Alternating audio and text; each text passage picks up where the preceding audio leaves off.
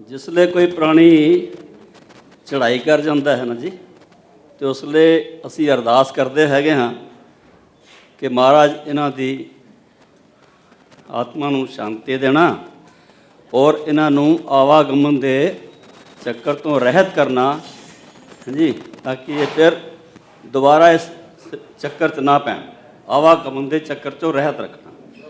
But दूसरे पासे असी अरदास करते हैं सच्चे पातशाह साढ़े घर एक पुत्र का जन्म नहीं, साढ़े घर एक पोतरे का जन्म नहीं। ये बाद मैं वीर जी को कुछ पुछना चाहना भी एक ही हैगा। नहीं, सवाल की बनया? सवाल यही है सर कि ਅਸੀਂ ਉਹੀ ਤਾਂ ਮੈਂ ਸਵਾਲ ਕਰ ਰਿਹਾ ਵੀ ਇੱਕ ਪਾਸੇ ਅਸੀਂ ਇਹ ਕਹਿੰਦੇ ਆ ਵੀ ਸਾਨੂੰ ਆਵਾਗਮਨ ਦੇ ਚੱਕਰ ਚੋਂ ਰਹਿਤ ਰੱਖਣਾ, ਤੇ ਦੂਜੇ ਪਾਸੇ ਅਰਦਾਸ ਵੀ ਕਰਦੇ ਆ ਕਿ ਸਾਨੂੰ ਜਨਮ ਵੀ ਦੇਣਾ। ਤੇ ਮਤਲਬ ਬੰਦਾ ਜਨਮ ਵੀ ਨਹੀਂ ਲਏਗਾ ਤੇ ਫਿਰ ਮਰੇਗਾ ਨਹੀਂ, ਦੁਬਾਰਾ ਆਏਗਾ ਨਹੀਂ, ਤੇ ਫਿਰ ਉਹ ਕਿਸ ਤਰ੍ਹਾਂ ਹੀ ਬਣੇਗਾ ਚੱਕਰ। ਤੁਹਾਡਾ ਨਾਂ ਕੀ ਹੈ? ਅਮਰਜੀਤ ਸਿੰਘ। ਮਾਨਯੋਗ ਮੇਰੇ ਵੀਰ ਅਮਰਜੀਤ ਸਿੰਘ ਜੀ, ਇਹ ਜਿਹੜਾ ਅਸੀਂ ਇੰਜ ਕਰਦੇ ਹਾਂ ਇਹ ਬਿਲਕੁਲ ਮਨਮਤ ਹੈ।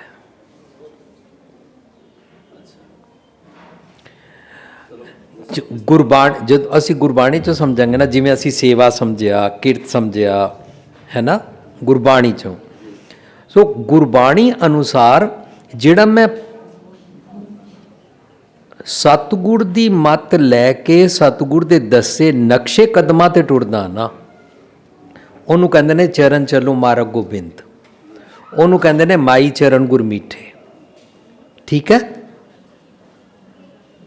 ਗੁਰਬਾਣੀ ਮੁਤਾਬਕ। ਸਰ ਇਹ ਗੁਰਬਾਣੀ ਮੁਤਾਬਕ ਹੀ ਬੋਲਦੇ ਨੇ ਨਾ ਸਾਰੇ। ਨਹੀਂ ਮੈਂ ਤੁਸੀਂ ਤੁਹਾਡਾ ਕੁਛ ਗੁਰਬਾਣੀ ਤੋਂ ਬਾਹਰ ਨੇ ਤਾਂ ਫਿਰ ਦੱਸੋ, ਜਾਂ ਫਿਰ ਉਹਨਾਂ ਨੂੰ ਬੋਲਣਾ ਨਹੀਂ ਚਾਹੀਦਾ ਇਸ ਤਰ੍ਹਾਂ?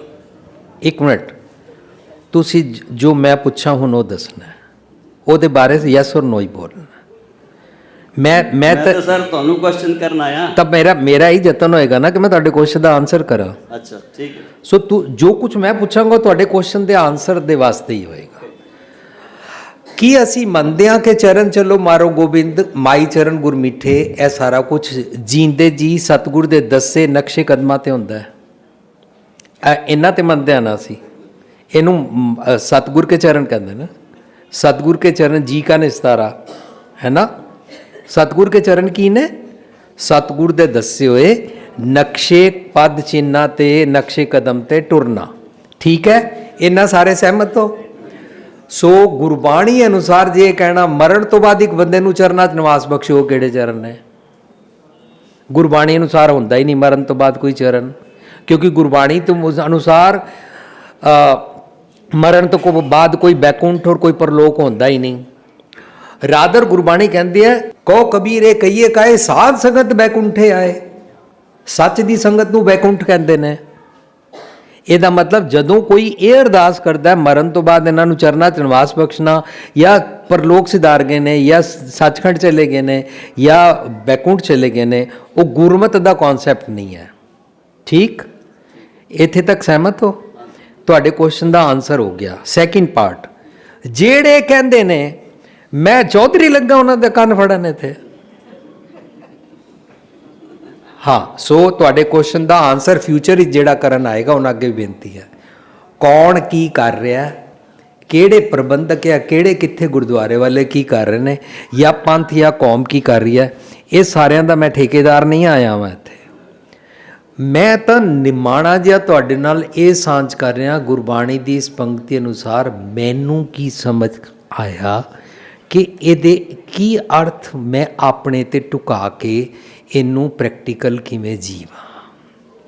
ਮੈਂ ਤੇ ਕੋਈ ਥਾਣੇਦਾਰ ਨਹੀਂ ਲੱਗਾ ਕਿ ਕੌਣ ਕੀ ਕਰਦਾ ਹੈ ਤੇ ਉਹਨੂੰ ਮੈਂ ਠੀਕ ਕਰਨਾ ਹੈ। ਸੋ ਇਹ ਉਹ ਜਾਣਨ। ਠੀਕ ਹੈ। ਹਾਂ ਵੀਰ ਜੀ, ਮੇਰਾ ਕੁਐਸਚਨ ਹੈ ਕਿ ਸਾਨੂੰ ਸਿਰਫ ਆਪਣੇ ਵਾਸਤੇ ਜੀਣਾ ਚਾਹੀਦਾ ਪਹਿਲੇ? ਆਫ ਕੋਰਸ, ਸਭ ਤੋਂ ਪਹਿਲਾਂ ਆਪਣੇ ਵਾਸਤੇ ਜੀਣਾ ਚਾਹੀਦਾ, ਸਪਿਰਿਚੁਅਲਿਟੀ ਵਾਸਤੇ। ਸਪਿਰਿਚੁਅਲਿਟੀ ਦੀ ਗੱਲ ਚੱਲ ਰਹੀ ਹੈ ਕਿ ਪਹਿਲਾਂ ਧਾਰਮਿਕਤਾ ਮੈਂ ਸਿੱਖਣੀ ਹੈ। ਜਦੋਂ ਧਾਰਮਿਕਤਾ ਸਿੱਖਣੀ ਹੋਵੇ ਨਾ ਔਰ ਉਹ ਵਾਲਾ ਸੁਭਾਅ ਕਮਾਉਣਾ ਹੋਵੇ ਨਾ, ਤਾਂ ਇੱਕ ਨੰਬਰ ਦਾ ਖੁਦਗਰਜ਼ ਔਰ ਸੈਲਫਿਸ਼ ਹੋਣਾ ਚਾਹੀਦਾ ਕਿ ਮੇਰੇ ਬਾਰੇ ਸਿਖਾ ਰਹੇ ਨੇ, ਮੈਨੂੰ ਫਿਕਸਅਪ ਕਰ ਰਹੇ ਨੇ, ਮੈਂ ਸੁਣਾ, ਮੈਂ ਸਿੱਖਾਂ। ਮੈਂ ਆਪਣੀ ਵੋਟੀ ਨੂੰ ਜਾਂ ਬੱਚੇ ਨੂੰ ਜਾਂ ਆਪਣੇ ਮਾਂ ਪਿਓ ਨੂੰ ਫਿਕਸਅਪ ਨਹੀਂ ਕਰਾਉਣਾ।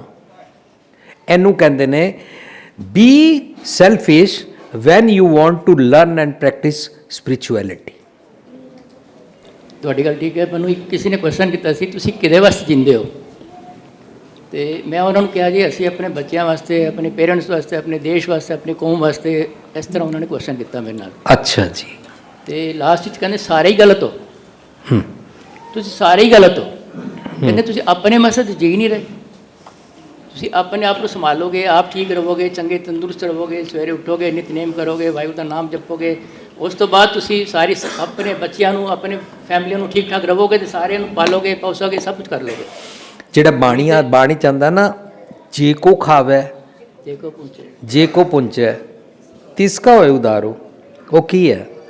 ਉਹ ਹੀ ਹੈ, ਤੂੰ ਹੈ ਸਤਿਗੁਰ ਦੀ ਮੱਤ ਦਾ ਭੋਜਨ ਖਾ ਤੇ ਤੂੰ ਉਹ ਵਾਲਾ ਸਿੱਖ ਕੇ ਆਪਣਾ ਉਧਾਰ ਕਰਾ ਨਾ। ਠੀਕ ਹੈ, ਥੈਂਕ ਯੂ ਜੀ, ਥੈਂਕਸ ਫॉर ਸ਼ੇਅਰਿੰਗ। ਜੀ ਨੂੰ ਮਿਲ ਕੇ ਬਹੁਤ ਖੁਸ਼ੀ ਹੋਈ ਹੈ ਕਿ ਬਹੁਤ ਦਿਨ ਦੀ ਤੜਫ ਸੀ ਕਿ ਇਹਨਾਂ ਦੇ ਦਰਸ਼ਨ ਕਰਾਂ, ਪਰ ਕੋਈ ਐਸੇ ਸੰਜੋਗ ਹੋਏ ਕਿ ਆਏ ਵੀ ਗੁਰਦੁਆਰੇ ਮੈਂ ਦਰਸ਼ਨ ਨਹੀਂ ਕਰ ਸਕੀ। ਪਰ ਅੱਜ ਸ਼ੁਕਰ ਹੈ ਭਾਗਾ ਭਰਿਆ ਦਿਨ ਆਇਆ ਹੈ।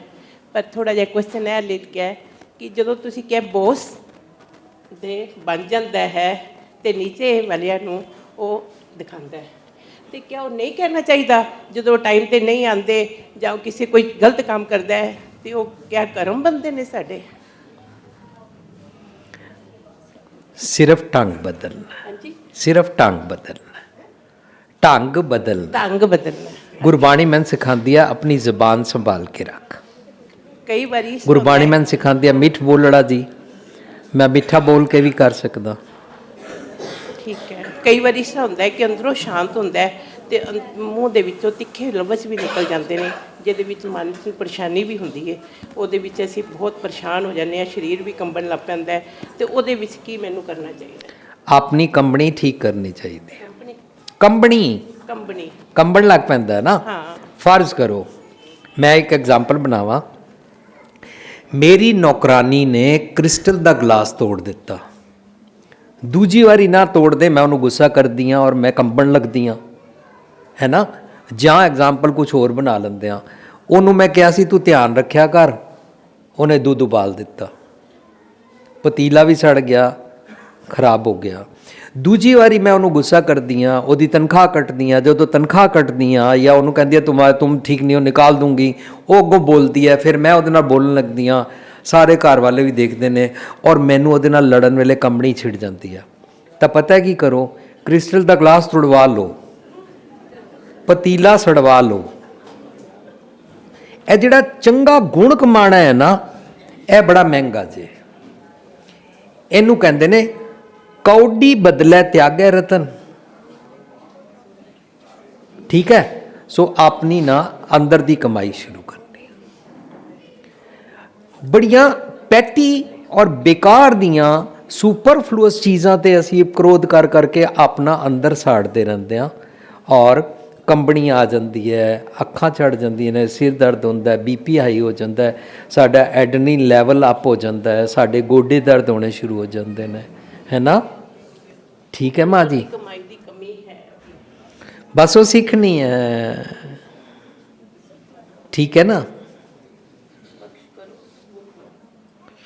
ਮੈਂ ਇੱਕ ਐਗਜ਼ਾਮਪਲ ਸ਼ੇਅਰ ਕਰਾਂ, ਬੜਾ ਪ੍ਰਾਈਵੇਟ।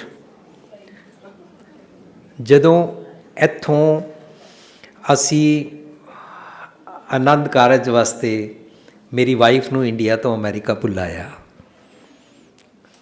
ਅਤੇ ਵਿਆਹ ਹੋਣ ਤੋਂ ਬਾਅਦ ਅਸੀਂ ਨਿਆਗਰਾ ਫਾਲਸ ਘੁੰਮਣ ਗਏ। ਉਹਨਾਂ ਦੀਆਂ ਭੈਣਾਂ ਵੀ ਨਾਲ ਸੀ। ਸੋ 3 ਭੈਣਾਂ ਅਤੇ ਮੈਂ ਇਕੱਲਾ।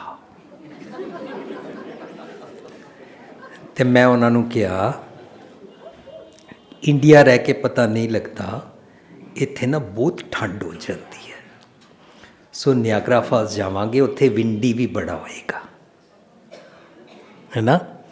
ਅਤੇ ਇਸ ਕਰਕੇ ਨਾ ਗਰਮ ਕੱਪੜੇ ਨਾਲ ਲੈ ਲੈਣਾ। ਠੀਕ ਹੈ। ਉਹ ਨਹੀਂ ਲੈ ਗਈ, ਉਹਨੂੰ ਠੰਡ ਲੱਗ ਗਈ। ਮੈਂ ਆਪਣਾ ਮਿੱਠ ਬੋਲੜਾ ਕਮਾਇਆ। ਮੈਂ ਬਜਾਏ ਇਸ ਦੇ ਕਿ ਉਹਨੂੰ ਗਾਲਾਂ ਕੱਢਦਾ, ਤੈਨੂੰ ਪਹਿਲਾਂ ਕਿਹਾ ਸੀ, ਸਮਝੀ ਨਹੀਂ, ਤੇਰੀ ਮਾਂ ਨੇ ਨਹੀਂ ਸਿਖਾਇਆ, ਇਹ ਸਾਰੇ ਭੈੜੇ ਔਗੁਣ ਕਮਾਉਂਦਾ, ਮੈਂ ਪਤਾ ਕੀ ਕਿਹਾ, मैं क्या मैं ਤੁਹਾਡੇ ਵਾਸਤੇ ਡਾਕਟਰ ਬੁਲਾ ਲਿਆਵਾਂ?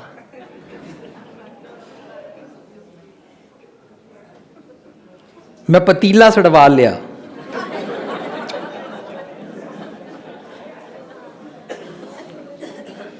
मैं आकड़ नहीं विखाई, मैं मरदा, मैं तेरा पति हाँ, सुनती नहीं मनती नहीं, है ना।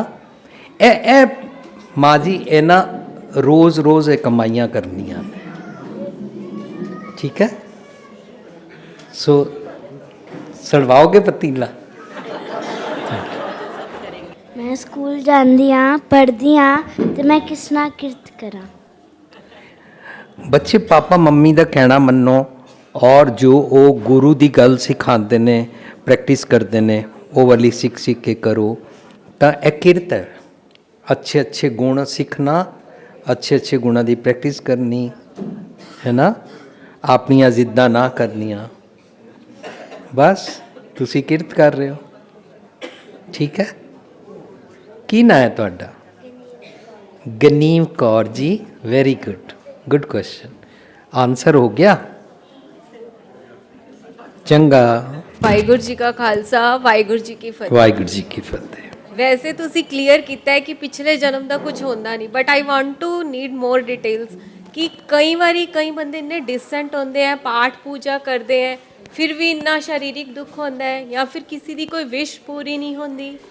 ਭੈਣ ਭਰਾਈ ਕਈ ਵਾਰ ਕਿਸੇ ਨੂੰ ਬਹੁਤ ਅੱਛੇ ਹੁੰਦੇ ਆ, ਜਿਵੇਂ ਕੋਈ ਬਹੁਤ ਵੈਲ ਰਿਕਿਊਟਡ ਹੈ, ਕਈ ਨਹੀਂ ਹੈਗੇ, ਕੋਈ ਗਰੀਬ ਹੈ, ਕੋਈ ਅਮੀਰ ਹੈ। ਇਹ ਸਾਡਾ ਕੁਝ ਪਿਛਲੇ ਜਨਮ ਦਾ ਲੇਖਾ ਹੁੰਦਾ ਹੈ ਕਿ ਨਹੀਂ ਹੁੰਦਾ? नहीं होंदा है। ਸਭ ਇਹਦੇ ਵਾਸਤੇ ਜਿੰਨੇ ਤੁਹਾਡੇ ਕੁਐਸਚਨਸ ਨੇ, ਮੈਂ ਤੁਸੀਂ ਉਹਨੇ 10 ਕੁਐਸਚਨ ਬਣਾ ਲਏ, 10 ਦਾ ਮੈਂ ਆਨਸਰ ਕਰਾਂ, ਤੁਹਾਡੇ 200 ਹੋਰ ਪੈਦਾ ਹੋ ਜਾਣਗੇ। ਇਸ ਕਰਕੇ ਅਸੀਂ ਕੀ ਕੀਤਾ, ਇਹ ਸਾਰੇ ਕੁਐਸਚਨਸ ਜੋ 40 ਸਾਲਾਂ 'ਚ ਲੋਕਾਂ ਨੇ ਮੈਨੂੰ ਕੀਤੇ, ਕੁਐਸਚਨਸ ਤੋਂ ਇਲਾਵਾ ਲੋਕਾਂ ਨੇ ਗੁਰਬਾਣੀ ਦੀਆਂ ਪੰਕਤੀਆਂ ਕੋਟ ਕੀਤੀਆਂ। ਦੇਖੋ ਬਾਣੀ 'ਚ ਇਹ ਆਇਆ, ਫਿਰ ਇਹ ਆਇਆ, ਫਿਰ ਇਹ ਆਇਆ। ਇਸ ਕਰਕੇ ਅਸੀਂ ਨਾ ਇੱਕ ਪੁਸਤਕ ਸਾਂਝ ਕੀਤੀ ਹੈ, ਜੀਵਨ ਮੁਕਤ। ਉਹਦੇ ਵਿੱਚ ਹੈ ਪੂਰਬਲੇ ਕਰਮ, ਨਰਕ, ਸਵਰਗ, ਹੈ ਨਾ, ਮੱਥੇ ਲਿਖੇ ਭਾਗ, ਜੰਮ, ਨਰਕ, ਇਸ ਤਰੀਕੇ ਦੇ ਨਾਲ ਕਿਸਮਤ, ਭਾਗ, ਹੈ ਨਾ। ਬੱਚਾ ਜੰਮਦਾ, ਅੰਨਾ ਕਿਉਂ ਜੰਮਦਾ ਹੈ, ਉਹਦਾ ਕੀ ਕਸੂਰ ਹੈ, ਇਸ ਤਰੀਕੇ ਦੇ ਕਿਸਮਤ, ਅਮੀਰ ਕਿਉਂ ਹੈ, ਗਰੀਬ ਕਿਉਂ ਹੈ, ਇੱਕ ਬੱਚਾ ਡਨਲਪ ਤੇ ਕਿਉਂ ਜੰਮਦਾ, ਇੱਕ ਰਿਓੜੀ ਦੇ ਢੇੜ ਤੇ, ਇਸ ਤਰੀਕੇ ਦੇ ਮੈਨੀ questions people keep on doing. ਅਸੀਂ ਉਹ ਸਾਰੇ ਉਹਦੇ ਵਿੱਚ ਸਾਂਝ ਕੀਤੇ ਨੇ। ਤੁਸੀਂ, ਤੁਹਾਡਾ ਕੀ ਨਾਂ ਹੈ? ਗਗਨਦੀਪ ਕੌਰ। ਗਗਨਦੀਪ ਜੀ, ਥੈਂਕਸ ਫॉर ਨਾਈਸ ਇੱਕ ਕੁਐਸਚਨ। ਲਿਟਲ ਬਿਟ, ਜਿਵੇਂ ਇੱਕ ਉਹੀ ਐਗਜ਼ਾਮਪਲਸ ਵਿੱਚੋਂ ਇੱਕ ਐਗਜ਼ਾਮਪਲ ਹੈ ਕਿ ਅਸੀਂ ਕਹਿੰਦੇ ਹਾਂ ਕਿ ਅਸੀਂ ਪਿਛਲੇ ਜਨਮ 'ਚ ਕਰਮ ਕੀਤੇ ਹੋਣਗੇ, ਸਾਨੂੰ ਮਨੁੱਖਾ ਜੀਵਨ ਮਿਲਿਆ ਨਾਮ ਸਿਮਰਨ ਵਾਸਤੇ, ਫਿਰ ਪਿਛਲੇ ਜਨਮ ਦੀ ਆ ਗਈ ਨਾ। ਮੈਂ ਤੁਹਾਨੂੰ ਨੇ ਕਿਹਾ ਸੀ ਨਾ, ਮੈਂ 10 ਦਾ ਆਨਸਰ ਕਰਾਂਗਾ, 200 ਖੜੇ ਹੋ ਜਾਣਗੇ। ਇਹ 11ਵਾਂ ਸ਼ੁਰੂ ਹੋ ਗਿਆ ਨਾ। ਹਾਂਜੀ ਹਾਂਜੀ। ਐਂਡ ਤੁਹਾਡੇ ਸਾਰੇ ਕੁਐਸਚਨਸ ਦੇ ਉਹਦੇ ਅੰਦਰ ਆਨਸਰ ਆਣਗੇ। ਹਾਂ, ਕਿਉਂਕਿ ਮੈਂ ਤੁਹਾਨੂੰ ਨਾ ਇੱਥੋਂ ਆਨਸਰ ਦੇ ਕੇ ਸੈਟੀਸਫਾਈ ਨਹੀਂ ਕਰਨਾ ਚਾਹੁੰਦਾ। ਮੇਰਾ ਮਕਸਦ ਇਹ ਨਹੀਂ ਹੈ ਕਿ ਮੈਂ ਠੀਕ ਆਨਸਰ ਕਰਦਾ, ਸਿਰਫ ਮੈਨੂੰ ਹੀ ਆਨਸਰਸ ਪਤਾ ਨੇ, ਨਹੀਂ। ਮੇਰਾ ਮਕਸਦ ਹੈ ਤੁਸੀਂ ਗੁਰਬਾਣੀ ਨੂੰ ਗਹਿਰਾਈ ਵਿੱਚ ਖੋਜੋ, ਕਰੈਕਟ, ਔਰ ਲੌਜਿਕਸ ਦੇ ਨਾਲ, ਦਲੀਲ ਦੇ ਨਾਲ, ਮਨ ਤਨ ਥਾਪ ਦਿਆ ਸਭ ਆਪਣਾ, ਇਹੋ ਆਵਨ ਜਾਣਾ। ਇਹ ਕਿਹੜਾ ਆਵਨ ਜਾਣਾ ਹੈ ਨਾ। हे ਕਾਮੰਗ ਨਰਕ ਵਿਸ਼ਰਾਮੰਗ, ਇਹ ਕਿਹੜਾ ਨਰਕ ਹੈ। ਇੰਜ ਜਦੋਂ ਬਾਣੀ ਚੋਂ ਖੋਜ ਕੇ ਪੜਾਂਗੇ ਨਾ, ਤਾਂ ਪਤਾ ਲੱਗੇਗਾ ਕਿ ਅਗਲਾ ਪਿਛਲਾ ਜਨਮ ਕੀ ਹੁੰਦਾ ਹੈ, ਆਗੇ ਪਾਛੇ ਕੀ ਹੁੰਦਾ ਹੈ, ਇੱਥੇ ਉੱਥੇ ਕੀ ਹੁੰਦਾ ਹੈ ਨਾ, ਹਲਤ ਪਲਤ ਕੀ ਹੁੰਦਾ ਹੈ। ਇਹ ਸਾਰੀਆਂ ਗੱਲਾਂ ਫਿਰ ਬਾਣੀ 'ਚ ਸਮਝਾ, ਡਿਪੈਂਡ ਕਰਦਾ ਤੁਹਾਡੀ ਸਿੰਸੀਅਰਿਟੀ 'ਤੇ, ਕਿ ਤੁਹਾਡੀ ਸਿੰਸੀਅਰਿਟੀ ਕਿੰਨੀ ਹੈ ਦੇ ਬਾਰੇ, how much you value pay to this subject and understand this, right. ਤੁਹਾਨੂੰ ਉਹਦੇ 'ਚ ਸਮਝ ਆਉਂਦਾ ਜਾਏਗਾ, ਵਰਨਾ ਕਿਸੇ ਤਾਂਤਰਿਕ ਦੇ ਚੱਕਰਾਂ 'ਚ ਫਸ ਜਾਓਗੇ। ਹਾਂ, ਲੋਕੀ ਇਹਨਾਂ ਗੱਲਾਂ ਦੇ ਕਾਰਨ ਹੀ ਧਾਗੇ, ਤਵੀਤ, ਜਾਦੂ ਟੂਣੇ, ਟੇਵੇ, ਪੱਤਰੀ, ਕੁੰਡਲੀ, ਨੀਲੇ ਲਾਲ ਪੱਥਰ, ਸੋਮਵਾਰ ਮੰਗਲਵਾਰ, ਇਹਨਾਂ ਸਾਰੀਆਂ ਗੇਮਾਂ 'ਚ ਇੰਝ ਹੀ ਤੇ ਫਸਦੇ ਨੇ कि पिछले जन्म में क्या था तो आगे क्या होगा, उन्होंने बता दिया तुम पहले ये थे आगे हो जाएगा, है ना। ਔਰ ਇੱਕ ਤਾਂਤਰਿਕ, ਮੈਨੂੰ ਪਤਾ ਵੀ ਨਹੀਂ ਸੀ ਕਿ ਇਹ ਲੋਕਾਂ ਦੇ ਹੱਥ ਵੀ ਦੇਖਦਾ ਔਰ ਇਸ ਤਰ੍ਹਾਂ ਜੋਤਿਸ਼ ਵੀ ਕਰਦਾ ਹੈ। ਸ਼ਿਮਲਾ ਅਸੀਂ ਅੱਜ ਤੋਂ 20 ਸਾਲ ਪਹਿਲਾਂ ਕਿ 18 ਸਾਲ ਪਹਿਲਾਂ ਸੈਮੀਨਾਰ 'ਤੇ ਗਏ। ਉਹ ਸੁਣਨ ਤੋਂ ਬਾਅਦ ਕਹਿੰਦਾ ਤੁਹਾਡੇ ਨਾਲ ਟਾਈਮ ਚਾਹੀਦਾ ਹੈ। ਮੇਰੇ ਕੋਲ ਕਮਰੇ 'ਚ ਆਇਆ, ਆ ਕੇ ਕਹਿੰਦਾ ਆਪ सही बोल रहे हो। मैं क्या अच्छा कैसे मैं सही बोल रहा हूँ? कहता मैं सारी उम्र लोगों को दसदा रहा तुम्हारा ये हो जाएगा, फिर ऐसे हो जाएगा, तुम पिछले जन्म में ये थे, आज से पहले तुम ये थे, है ना, तुम्हारा ये हो जाएगा, ऐसे हो जाएगा। कहता भूपिंदर सिंह जी आपकी बातों से मैं पूरा सहमत हूँ और मेरे को समझ में आ चुका है कि मैं गलत हूँ। मैं कहा कैसे? कहता मैं लोगों को समझाता सी, लेकिन मेरा पुत्र घरों 8 बजे निकलिया, ਉਹਦੀ ਐਕਸੀਡੈਂਟ ਨਾਲ ਡੈਥ ਹੋ ਗਈ, ਮੈਂ ਆਪਣੀ ਸਾਰੀ ਪੜ੍ਹਾਈ ਤੇ ਮੱਥੇ ਤੇ ਹੱਥ ਮਾਰਿਆ, ਉਹ ਤੈਨੂੰ ਨਹੀਂ ਪਤਾ ਲੱਗਾ ਕਿ ਕਾਕੇ ਨੂੰ ਨਾ ਜਾਣ ਦੇ ਐਕਸੀਡੈਂਟ ਹੋ ਜਾਏਗਾ। ਸੋ ਇਹ ਸਾਰੀਆਂ ਖੇਡਾਂ ਤਾਂ ਹੀ ਸ਼ੁਰੂ ਹੁੰਦੀਆਂ ਜਦੋਂ ਤੱਕ ਅਸੀਂ ਦ੍ਰਿੜ ਨਹੀਂ ਹੁੰਦੇ। ਜੇ ਅਸੀਂ ਦ੍ਰਿੜ ਨਹੀਂ ਆ, ਅਸੀਂ ਇੱਕ ਵਾਰ ਇਹ ਪੱਕੀ ਠਾਣ ਲਈਏ भूत प्रेत नहीं होते तो नहीं होते, ਜਦੋਂ नहीं होते हो जाएगा ना तो फिर आपे गल समझ आ जाएगी कि ना आत्मा आती है ना जाती है। अगर आत्मा आती है तो फिर ये घूमती भी रहेगी, फिर घूमने वाली मम्मी पापा ढूंढेगी, मम्मी पापा नहीं मिलेंगे तो भूत प्रेत बन जाएगी। यह खेडा ताई शुरू होती है ना, फिर वो भूत प्रेत से भी डर लगता है। गोश्त होता है जी, स्पिरिट होती है जी, ये सारिया गल्लां शुरू ही तां होंदियां। ये बहुत वड्डा सबजैक्ट है, पर ये डरियां दा सबजैक्ट है। ਜਿਹੜੇ ਡਰੇ ਮੁੱਕੇ ਮੋਏ ਢੈਂਦੀਆਂ ਕਲਾਂ 'ਚ ਰਹਿਣ ਵਾਲੇ ਨੇ ਨਾ, ਇਹ ਉਹਨਾਂ ਦਾ सब्जेक्ट। और डरे को डराने वाले बहुत लोग होते हैं। चिड़े को चिढ़ाएंगे हलवा पूड़ी खाएंगे, डरे को डराएंगे हलवा पूड़ी खाएंगे, है ना। सो जे तुसी निरभाव जपै सगल भाव मीठा सीखना चाहते हो ना, तो ना भूत होता है ना चमड़ता है, ना आत्मा आती है ना जाती है। अगर आती है तो फिर किसी ने वश भी की होगी, फिर वो वश करने वाला सामने भी आ जाएगा। पाखंड दे बाजार चलता है। Correct. Thank you sir. Thanks for sharing Gagandeep ji. ਸਾਰੀ ਸਾਧ ਸੰਗਤ ਜੀ ਨੂੰ ਵਾਹਿਗੁਰੂ ਜੀ ਕਾ ਖਾਲਸਾ ਵਾਹਿਗੁਰੂ ਜੀ ਕੀ ਫਤਿਹ ਜੀ। ਵੀਰ ਜੀ ਮੇਰੇ ਜਿਹੜਾ ਅੱਜ ਦਾ ਟੌਪਿਕ ਹੈ ਉਹਦੇ ਅੰਦਰ ਜਿਹੜਾ ਪੁਆਇੰਟ ਹੈ ਨਾਮ ਜਪਣਾ, ਉਹਦੇ ਬਾਰੇ ਮੇਰਾ ਕੁਐਸਚਨ ਹੈ। ਬਚਪਨ ਤੋਂ ਹੀ ਮੈਨੂੰ ਇਹ ਸਮਝ ਆਇਆ, ਸਿਖਾਇਆ ਗਿਆ ਹੈ ਕਿ ਅਸੀਂ ਸਤਨਾਮ ਵਾਹਿਗੁਰੂ ਦਾ ਸਿਮਰਨ ਕਰੀਏ ਕਾਫੀ ਦੇਰ ਬੈਠ ਕੇ। ਬਟ ਮੈਨੂੰ ਪਰਸਨਲੀ ਹੁਣ ਪਾਸਟ ਫਿਊ ਇਅਰਸ ਤੋਂ ਇਹ ਫੀਲ ਹੁੰਦਾ ਕਿ ਜਿਹੜੇ ਮੈਂ ਐਗਜ਼ਿਸਟਿੰਗ ਪਾਰਟ ਬਚਪਨ ਤੋਂ ਕਰਦੇ ਆਇਆ, ਜਿਸ ਤਰ੍ਹਾਂ ਜਪਜੀ ਸਾਹਿਬ, ਸੁਖਮਨੀ ਸਾਹਿਬ, ਜਾਪ ਸਾਹਿਬ, ਉਹਦੇ ਅਰਥ ਸਮਝ ਕੇ ਉਹਨੂੰ ਪ੍ਰੈਕਟਿਸ ਕਰਨ ਦੀ ਕੋਸ਼ਿਸ਼ ਕਰਾਂ, ਔਰ ਹੋਰ ਨਵੇਂ ਸ਼ਬਦ ਜਿਹੜੇ ਮੈਂ ਸੁਣੇ ਹੀ ਨਹੀਂ ਹਲੇ ਤੱਕ ਉਹਨੂੰ ਵੀ ਵਿਚਾਰ ਕੇ ਉਹਨੂੰ ਸਮਝਣ ਦੀ ਕੋਸ਼ਿਸ਼ ਕਰਾਂ ਕਿ ਗੁਰੂ ਸਾਹਿਬ ਸਾਨੂੰ ਕੀ ਦੱਸਣਾ ਚਾਹੁੰਦੇ। ਤੇ ਮੇਰਾ ਕੁਐਸਚਨ ਇਹ ਹੈ ਕਿ ਗੁਰਬਾਣੀ ਅਨੁਸਾਰ ਜਿਹੜਾ ਇਹ ਸਿਮਰਨ ਅਸੀਂ ਕਰਦੇ ਹਾਂ ਸਤਨਾਮ ਵਾਹਿਗੁਰੂ ਐਂਡ ਨਾਮ ਜਪੋ ਜਿਹੜਾ ਵਾਰ-ਵਾਰ ਆ ਰਿਹਾ ਗੁਰੂ ਗ੍ਰੰਥ ਸਾਹਿਬ 'ਚ, ਗੁਰੂ ਗ੍ਰੰਥ ਸਾਹਿਬ ਅਨੁਸਾਰ ਕੀ ਹੈ ਐਗਜ਼ੈਕਟਲੀ ਇਹਦਾ ਮਹੱਤਵ? ਦੇਖੋ, ਰੱਬ ਦਾ ਨਾਮ ਲੈਣ ਵਿੱਚ ਕੋਈ ਮਾੜ ਨਹੀਂ ਹੈ ਨਾ।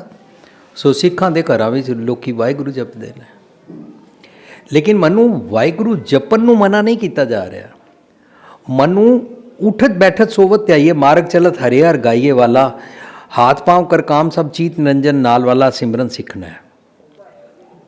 वो की है कि मैनू रब्बी गुण विसरने नहीं चाहिए ने, वीण गुण कीते भगत ना होए।